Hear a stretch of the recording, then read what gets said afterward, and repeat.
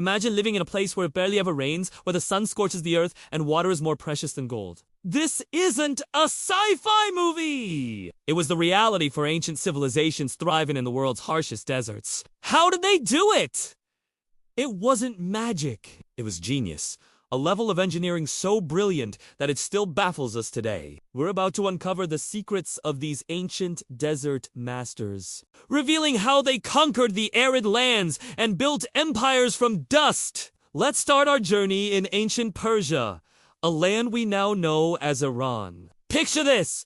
Over 3,000 years ago, engineers here devised a system so ingenious it transformed barren plains into lush oases. They created the qanat. A qanat is essentially a man-made underground river. It starts with a deep mother well dug into a hillside or a mountain base to tap into the natural water table. From there, a gently sloping tunnel, sometimes stretching for dozens of kilometers, is painstakingly dug by hand. This tunnel channels the water entirely by gravity towards a settlement or agricultural fields. What makes the qanat so brilliant is its design. Because the water flows underground, it's protected from the relentless sun, meaning almost no water is lost to evaporation. Think about that, compared to a modern open-air canal, which can lose up to half its water in a hot climate. Vertical access shafts were dug every 50 to 100 meters along the tunnel. These served as ventilation during construction and allowed for maintenance and cleaning for centuries to come. The sight of these shafts dotting the desert landscape looks like a secret code from above.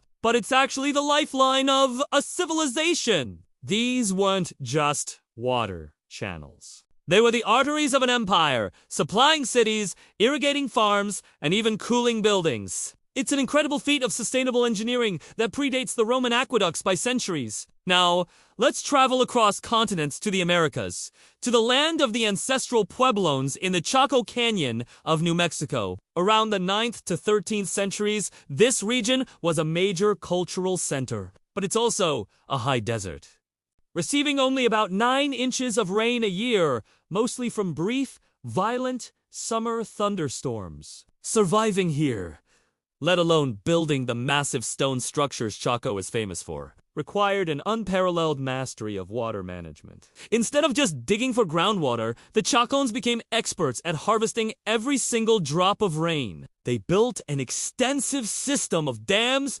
canals, and gridded gardens. When a storm hit, runoff water that would normally just flood the canyon floor was captured by small strategically placed dams at the mouths of smaller side canyons. From these dams, a network of canals, some lined with stone, guided the water precisely where it was needed. They directed it to gridded fields, where small earthen walls created basins that held the water, allowing it to slowly soak into the soil, nurturing crops like corn, beans, and squash. It was a landscape-scale irrigation system, designed to capture and distribute unpredictable flash floods. They literally sculpted the land to serve their needs, turning a dangerous force of nature into a source of life. Let's not forget the Nazca civilization in the coastal deserts of Peru, famous for their enigmatic But perhaps their most impressive creation was their water system, known as Puki. These were built around 1,500 years ago and are still in use today. Like the Persian qanats, Pukios tap into underground water sources. However,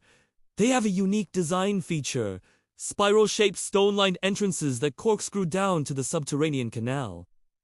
These aren't just for decoration. They serve multiple purposes. The spiral ramp allows easy access for people to collect water and to clean the channels. But even more cleverly, some archaeologists believe the open spiral design harnesses the wind as wind blows across the openings. It creates a pressure difference that helps draw more water up from the aquifer and pushes it through the underground canals.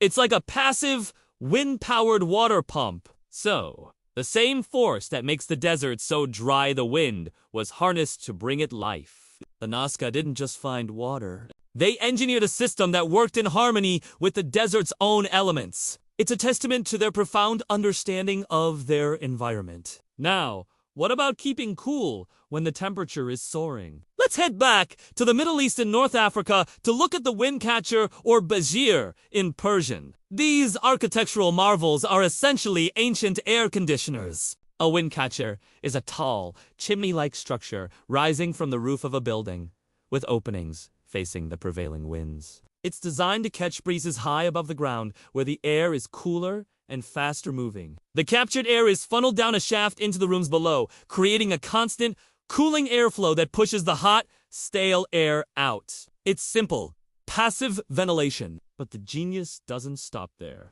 Some of the most sophisticated wind catchers were combined with a qanat. The air funneled down the wind catcher tower would be directed over the cool stream of water from the qanat running in the basement of the house. As the air passed over the water, it would cool down even further through evaporation before circulating through the building. This combination created a surprisingly effective and completely free air conditioning system. It allowed people to live comfortably in some of the hottest cities on Earth long before we had electricity. From Persia and Peru to the American Southwest, these ancient engineers weren't just surviving, they were thriving. They read the landscape, understood the physics of water and air, and used their ingenuity to build sustainable societies in places that seem impossible to us even today. They didn't have computers or laser levels, just a deep, intimate knowledge of their world and an incredible capacity for problems. Their work,